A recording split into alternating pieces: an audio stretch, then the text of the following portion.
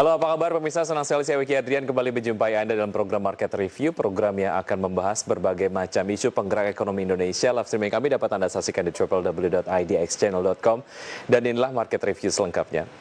Ya, Hari Belanja Online Nasional atau Harbolnas pada 12 Desember mendatang diprediksi tetap mendapatkan sambutan positif meski Indonesia mengalami resesi ekonomi.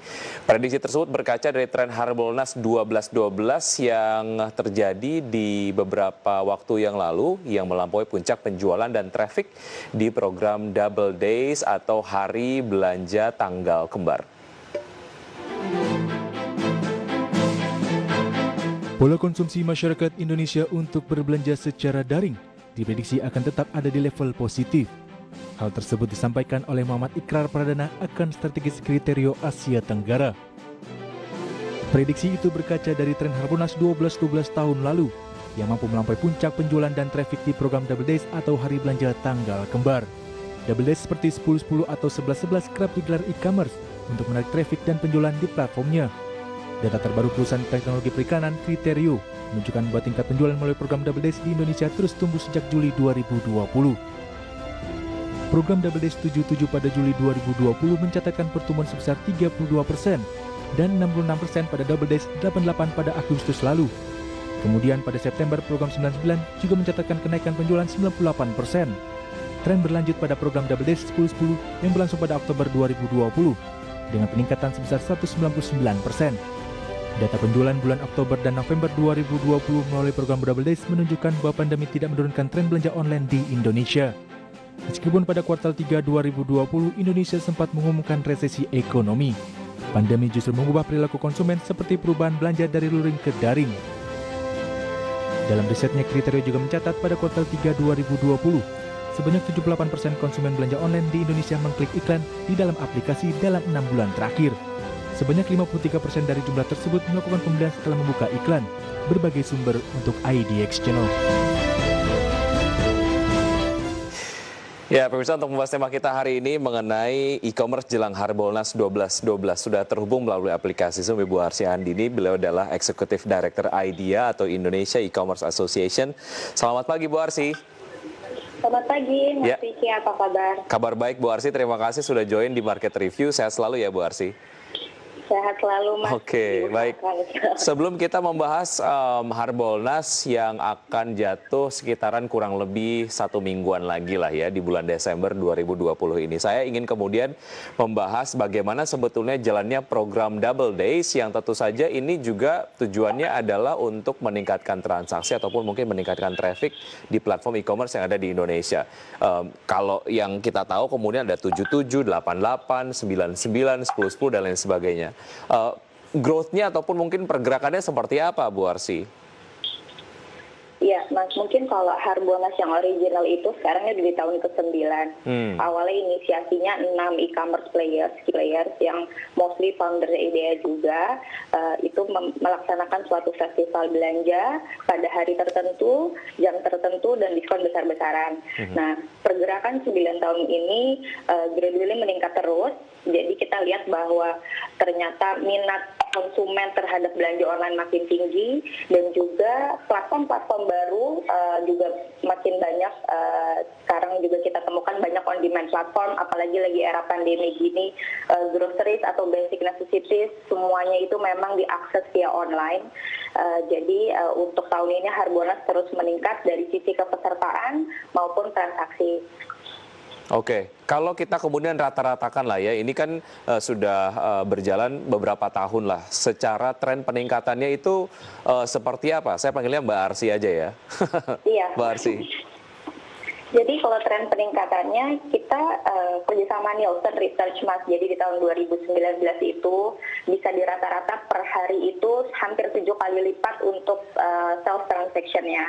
Jadi bisa dibilang Harbolnas ini bisa proven menaikkan transaksi itu maksimum hampir sampai 200%. Jadi memang di sini kolaborasi dari seluruh ekosistem e-commerce sangat dibutuhkan. Jadi kalau e-commerce kan ada logistiknya, ada paymentnya, lalu juga ada si platform itu sendiri. Jadi semua mengeluarkan program-program khusus yang bisa dinikmati sama konsumen.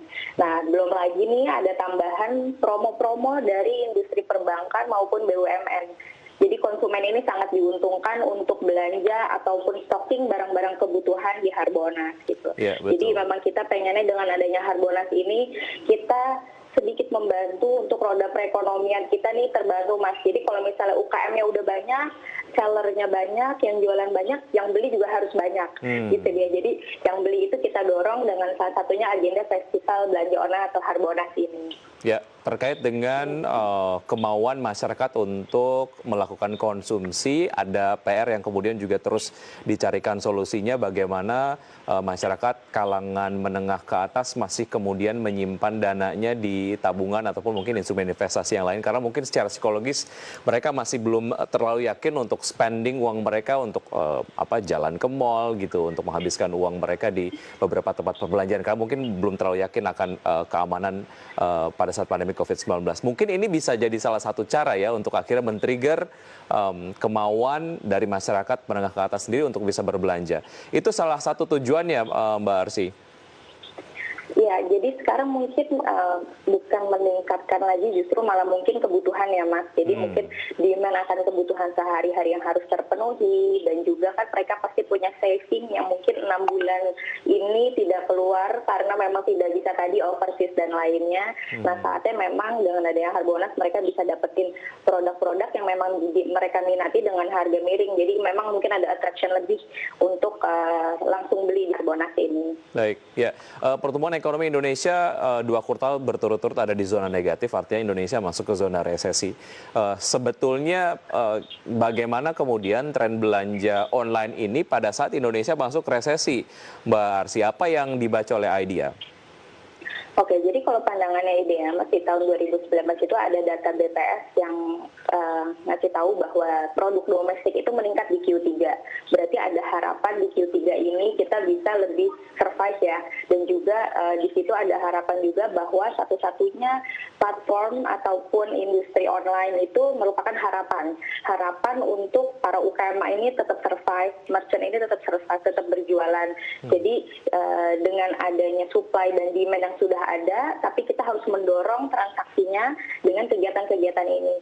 Jadi kita kerjasama di sini untuk Harbolnas kan ada kementerian, ada juga BUMN, ada juga swasta, platform-platform e-commerce, dan juga seller yang memang memberikan semua kemudahan dan promosi di Harbolnas ini selama 2 hari. Jadi dari situ mereka langsung mendapat benefit, mereka dapat experience belanja online itu nyaman, aman, dan mudah. Dan juga kan mereka akan ngasih tahu ke lingkungan sekitarnya untuk terus berbelanja. Oke. Kalau dilihat dari target capaiannya lah, ketika Indonesia masuk ke resesi, semingguan lebih kita kemudian akan, ataupun teman-teman e-commerce akan menggelar Harbolnas begitu.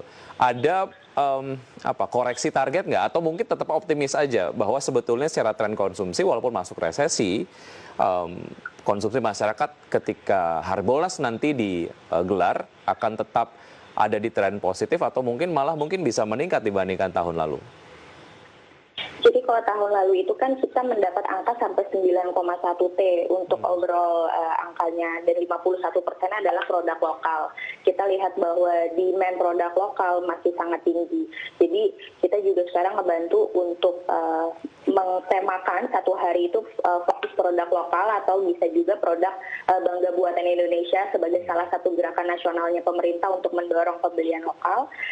Itu kita jadikan di Harbolnas supaya memang di sini kita lihat boleh juga kita bisa membeli barang dari luar, tidak masalah, tapi yang memang harus kita support produk lokal itu satu. Tapi secara target mungkin kita bisa dikatakan positif optimis seperti tahun kemarin, tapi memang kita tidak set target terlalu berlebihan. Yang kita ingin tonjolkan di sini adalah sinerginya ya, Mas, sinergi dari semua pihak dan juga omsetnya terus meningkat, semua penjual bisa survive, konsumen juga terdorong dari daya belinya. Jadi memang itu misi sinergi yang pengen kita sampaikan di Harbolnas sekarang, karena kita tahu kan situasi seperti ini kita harus gotong royong seperti Baik, itu. ya, Bu Arsy, saya ingin mendapatkan gambaran sebetulnya tadi sempat dibahas sih sedikit bagaimana masyarakat melakukan belanja online pada saat pandemi COVID-19.